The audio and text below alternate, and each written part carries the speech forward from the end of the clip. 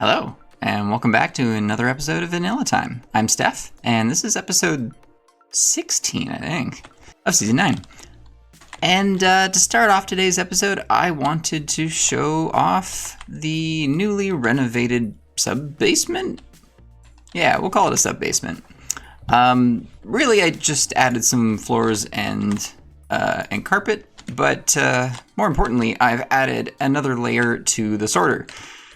So this is all just overflow stuff that was either we had too much of or is just constantly being produced. And I wanted to have a place to kind of put all the overflow because I had to keep like fiddling with the chests and keep adding more space. And we were just running out, especially in the what are these? The wood chests. Like there's no space left in here. So it was getting a little ridiculous. So. And then there were a couple of things in the main impulse sorter that I just didn't have included. Originally, this was supposed to be like expandable in this direction, but then I built the building over it and suddenly did not have that space. So that's why there aren't things like gravel or tuff or even deep slate in here, because I didn't think that far ahead when I built it.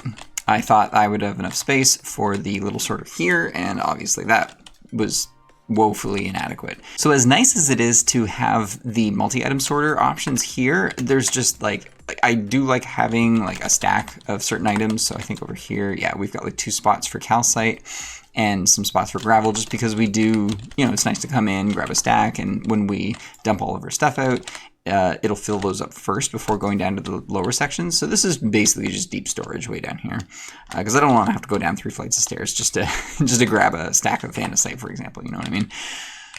But yeah, no. So everything except for the armadillo scoots is represented upstairs, just in smaller quantities, and we still have our overage chest, which has now been moved way down here.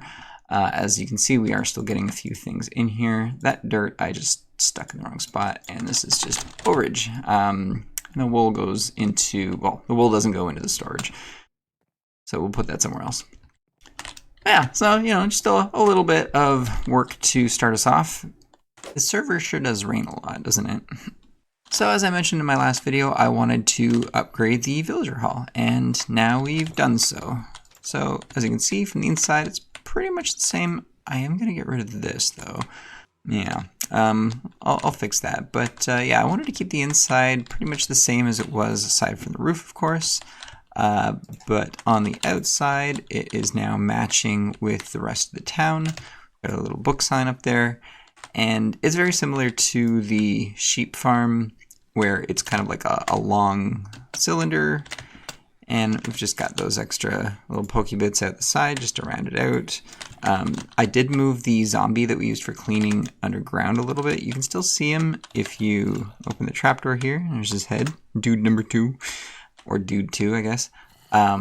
So that's just more of a visual reminder, just in case I do need him. I know exactly where he is. He's still in a minecart, so I can grab him. But yeah, not much to talk about this one.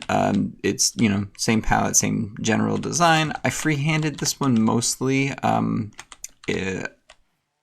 Actually, no, that's a lie. I did design this in creative, but very quickly. It was pretty much just a cover-up job. So that's done, and we can move on to this one, which I still got to do a build up for, but that shouldn't take too long. I think we can do that, knock that out in today's episode as well. And we've finally done the cow farm. I mean, cow pen. It's not really a farm. So I took the boulder from over here, made a couple tiny changes, and nothing special on the inside, just a place to store our chest for our drops from the cows. And it's just the same usual, go in, breed them by hand, and then, do the thing. I usually do cow holes. This is a little nicer looking, and we don't need a lot of leather anymore, so jamming 24 cows in a hole isn't a great idea. Also, I don't think the server admins like us doing that anymore, because it creates a lot of lag, because the mobs are just bumping into each other in the one block hole. So this is just a little bit easier on the lag. It's a little bit slower, but it gets the job done. And so it's basically just there in case we need leather every once in a while. And then I've got them split into 2 different groups. It was just for symmetry, no real reason besides that. I originally had it as one big pen, and then the cows would like wander up and into like the door, and that got really annoying. I think it's because I have it set. Yeah, I have it reversed so that like zombies can't break it, just in case like one managed to spawn and like let's say I left the fence gate open. I like doing that with all my doors, usually. But yeah, so I think the cows just thought it was open and they would try and walk through it. I tried leaving the door open and that didn't work either. So I don't know, this is fine. But also it means that if I really want to, I could like kill a bunch of cows in one spot, leave them in the other. I don't think there's a purpose to that. I don't know. If we want to do it, we can, but it just keeps us from accidentally killing all the cows, I guess. But yeah, so with that, I think that completes our village restoration project. There is no sign left of the original village aside from some of the original pathing, and I think it looks quite good. I didn't know how this would turn out with all of the diorite. I understand that diorite's not exactly a pretty block to build out of, but I think with the acacia accents and the trees and everything else, it's come together really well. So I'm quite happy with how this has turned out. I am going to leave this as is. I've decided that I like being able to see into the pen to see the turtles. So despite the fact that the glass doesn't make a ton of sense, I think the giant turtle is enough to, you know, give that prehistoric look on its own, and we can just leave the box. So I think that's it for the main village, town, whatever we want to call it. So the next project is going to be related to this strip over here because as you can see, there's a nice area opened up for it and there's nothing built here. We will probably plop a couple of houses down here, maybe put some small farms in them, I don't know yet. I said a while back that I wanted to cover the back of this. I still haven't decided if I'm going to do that or not, but you can see like the starting shape of like a boulder here that I could just continue and cover, so we might do that in between episodes. And is there anything else that I wanted to do with this area? You know, obviously the terraforming will continue. Oh, there is something new that I was playing with, and it might turn into a new, I was gonna say a new video game, a new mini game. And it's this. So this is an item launcher. Whee! And it gets some decent distance. So you can see I've put up some glazed terracotta blocks to see kind of about where it lands. And it's got a little bit of horizontal range too. It's got like a 4-block-ish spread. And I think we can turn this into a game. So I like the idea of taking like maybe 5 of these units and being able to like launch items at your opponent. And the goal is to like block your opponent's shots and then catch their ammo and send it back to them. And then like because there'd be like 5, and because of that horizontal spread, you don't know exactly which hole it's gonna fall into, and so you'd like press a button to try and close certain holes to prevent your opponent from scoring. So I still need to do some work with that to come up with a workable game design, but it's an idea that I've got right now, and it would probably go right here, since we have this big open area that we're not doing anything with, and it's largely covered by the builds here. So when you're actually in the town, you won't see it, which is good. I don't really want a big open game like messing up the look of the village, but I also want to be able to build mini games. So this is kind of a good spot for that. I mean, heck, we've got this ugly ass hole that's just sitting here that's completely covered up by the back of these buildings. So yeah, I think if that hole can be hidden, I think this can be too. But yeah, so I would have to turn this 90 degrees. This was just a proof of concept. I wanted to see how much range it would get. I was hoping it would go over the buildings, but it doesn't. Yeah, we'll see what we can get done with this.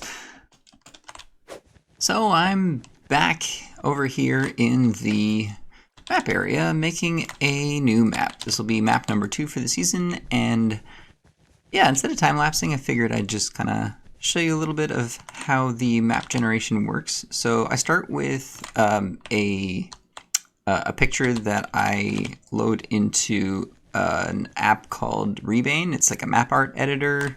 It's not an app, it's a website, but it converts it into like this pixelated version that I can apply settings to, and then I can export it as an NBT file, which I can then use Lightmatica for in order to lay onto the system here.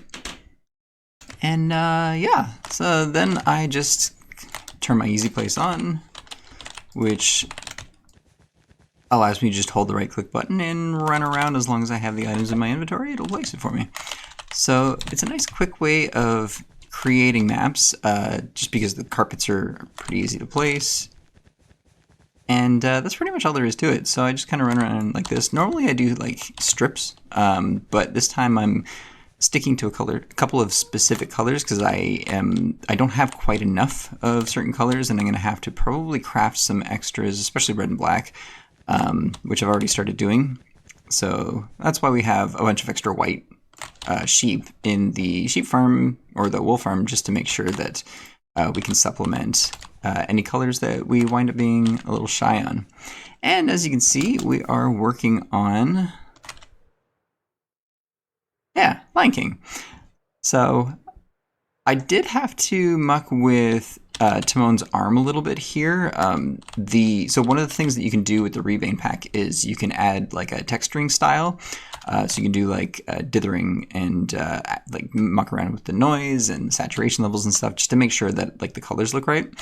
And one of the things that it doesn't do that well is when you've got colors that aren't really properly represented by maps. It uses the closest approximation, but sometimes it just sort of thins out certain colors that like have a couple of tones to them, and sometimes it deletes entirely. So in this case, it deleted Timon's arm, and I couldn't get like a good color adjustment that kept the arm but also made the rest of the map look good.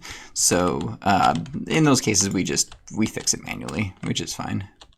I will say though that with the speed bonus and the from the what's it called, the beacons, and all the running around I do run through food very quickly. So you can see like I've gone through like half a stack of my chicken in like, I don't know, maybe 30 minutes, not even. I don't even think it's been that long. What is this? Well, the problem is that like I can never really figure out some of the colors, so I kind of have to guess here. I think it's probably either cyan, light blue, or blue. We'll come back and then we'll just use the autoplay. Yeah, aha, it's cyan.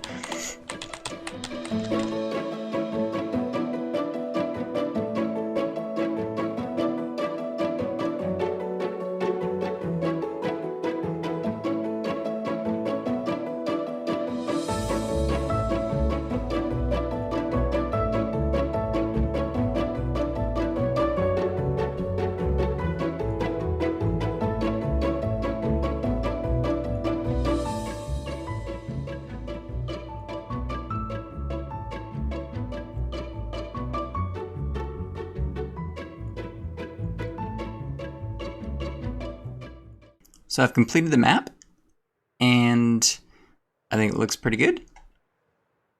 And I think it's time to throw it into the shop, and we'll see how it sells.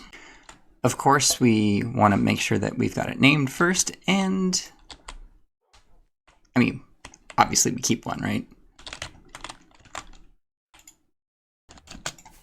Okay, so I actually did already set it up. And it's been about a day since I put it out. No sales yet, but I know there's some interest. I think just people haven't been online yet. But we'll get some sales eventually. We did sell some glass this morning, which was nice. But yeah, it'd be nice if we can get some more sales. We did sell 3 of the Flintstones maps, but I haven't seen any sales since then. May need to advertise it a little bit more. But I think that might do it for today. So if you liked what you saw, consider subscribing, leave a like, leave a comment, you know, all the fun stuff. And I will see you next time. Bye.